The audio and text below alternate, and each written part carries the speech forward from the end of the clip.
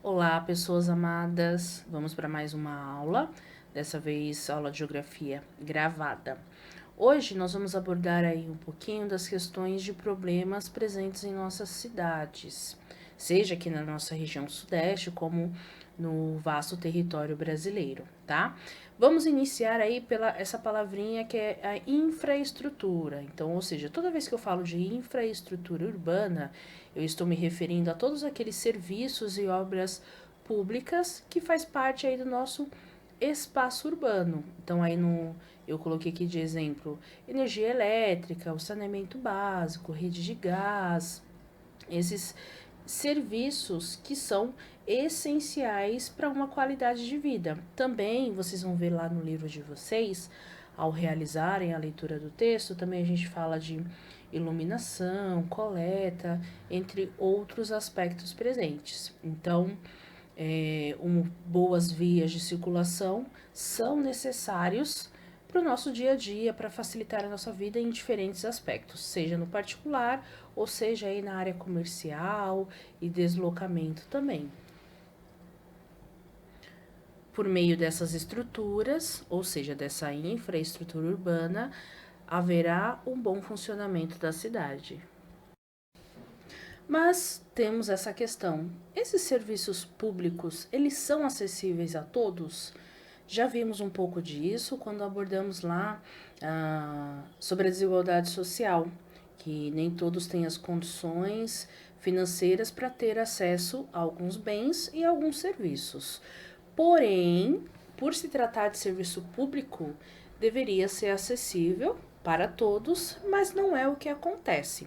Então, eu coloquei uma fotografia aí que mostra um bairro do qual nós temos as moradias e as famílias que aí residem, elas não têm, por exemplo, acesso à coleta de esgoto, como a gente pode perceber nesta foto. Precisamos compreender que muitas pessoas acabam residindo aí em áreas inadequadas não é por sua escolha. Eles acabam aí improvisando moradias ou em áreas de risco por não ter condições de ou alugar ou comprar uma casa em um local bem situado, com outras condições, pensando aí por terreno, e acaba indo para as periferias, em locais onde o ter um aluguel, por exemplo, é muito mais barato, então se torna acessível para essa pessoa. E quando não tem aí a condição de um aluguel, ela acaba fazendo aí no improviso de uma casa. E muitas vezes, por ter essa condição financeira aí precária ou quase não ter uma renda mensal, infelizmente muitas famílias se encontram nessas condições, como retratado aí na fotografia. E, como eu já tinha falado anteriormente, em locais que não são adequados, seja para a saúde ou em outros aspectos. Quando eu falo de uma área inadequada, então eu estou falando de construir uma moradia em barrancos, em locais que não deveriam se construir, porque ali da questão de ser uma colina, outra situação de relevo que não aguentaria o peso e as pessoas por tais condições acabam construindo, nas margens de córregos, e tantas outras situações que a gente encontra algumas moradias, seja aqui no Sudeste, nas periferias, ou em outras regiões brasileiras.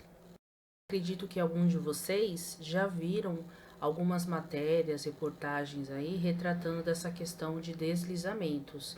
Então, no período de grande chuva, então há um grande volume de água, esses terrenos eles não suportam por já não é uma estrutura, como falamos aqui, e esse peso que está ali de uma forma inadequada não acaba aguentando e cede. Então, é uma coisa recorrente em nossa sociedade.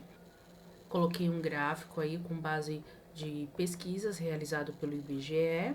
Não é um gráfico recente, mas aí ele aborda essa questão de pensando por relevo, aonde se tem mais moradias inadequadas no caso das favelas, ou melhor dizendo, hoje a gente utiliza aí o termo comunidades. Então, pensando por Nordeste e Sudeste, nós temos mais casas inadequadas na questão de encostas, outra porcentagem centro-oeste na colina, e na questão norte já são moradias em áreas planas. E aí, outro gráfico falando aí da concentração desses tipos de moradias, e aí o que maior temos é o sudeste, como já vimos também em outro momento falando da população, o sudeste é uma concentração maior de habitantes. Além de termos essa situação aí inadequada para a instalação das moradias, nós também temos aí que alguns tipos de serviços públicos, eles não têm tanto acesso, ou quando tem é de uma forma precária. Por exemplo, quando nós pensamos na coleta de lixo, como dependendo da estrutura ali de um bairro, os caminhões não conseguem passar, então a maneira que é realizado aí a coleta desse lixo acaba não sendo a forma correta, e tantos outros problemas que deveria acontecer que não tem. Então, iluminação pública não acontece, o acesso ao transporte público, então a pessoa tem que se deslocar ali do seu bairro, do local onde reside, que é este, para ir até um lugar que tenha pontos de ônibus, que passe linhas aí, que atende às suas necessidades. Então, esses tipos de serviços são precários para esse grupo de pessoas que residem nessas áreas.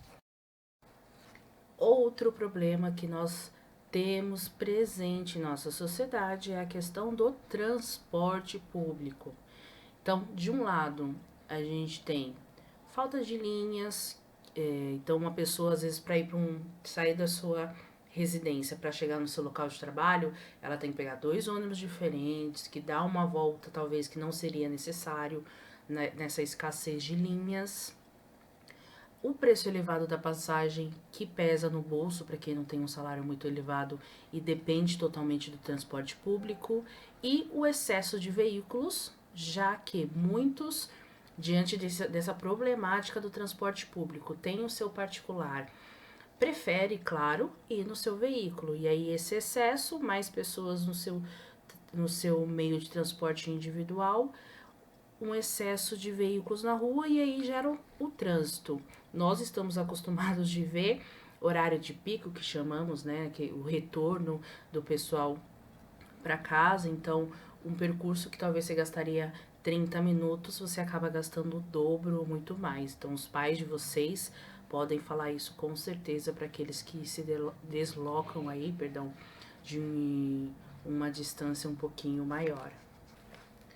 Falei aí do horário de pico, pensando para o retorno, mas também temos esse horário de pico pela manhã, certo? Vocês vão assistir só um trechinho de uma ilustração. A proposta do vídeo foi criada aí falando da questão de como melhorar os problemas urbanos, mas o meu foco é falar aí da questão do trânsito e como o transporte público poderia aí auxiliar e melhorar nesses aspectos. Então assistam aí. Você aí preso no trânsito.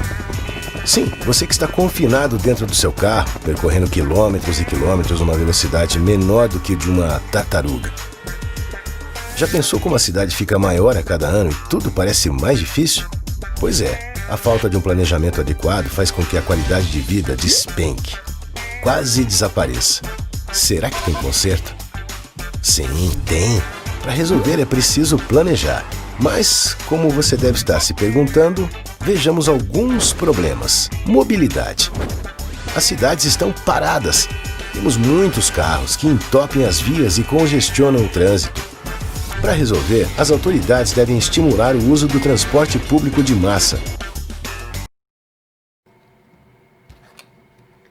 Vimos aí a questão da mobilidade urbana, e aí coloca como ponto da necessidade de se planejar um transporte público aí de massa que seja adequado, que atende aí as necessidades, para que as pessoas optem a usar o transporte público e não o carro, como nós temos países aí que tem essa condição, onde o transporte público tem os seus investimentos, tem uma outra situação muito diferente do que acontece no Brasil. Coloquei uma imagem aí, é uma propaganda antiga já, do início aí do anos 2000, mas ela coloca nitidamente fazendo esse comparativo. Então, no primeiro momento, nós temos essa quantidade de pessoas usando o ônibus, então o espaço que este ônibus ocupa numa via. Segundo momento, a mesma quantidade de pessoas, porém de bicicletas, e aí um segundo tamanho de espaço que esse meio de transporte, a bicicleta, vai ocupar com essas pessoas. E na terceira fotografia, com o automóvel e com o carro. Então, olha a diferença gritante. Se tivéssemos as condições necessárias para um transporte público de qualidade, isso teria como resultado positivo essa melhoria do trânsito e do tráfego aí que nós temos nas nossas cidades, certo?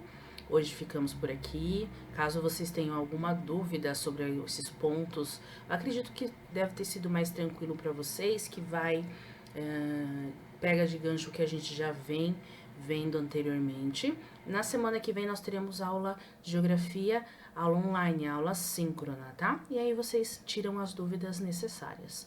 Um forte abraço e bom estudo!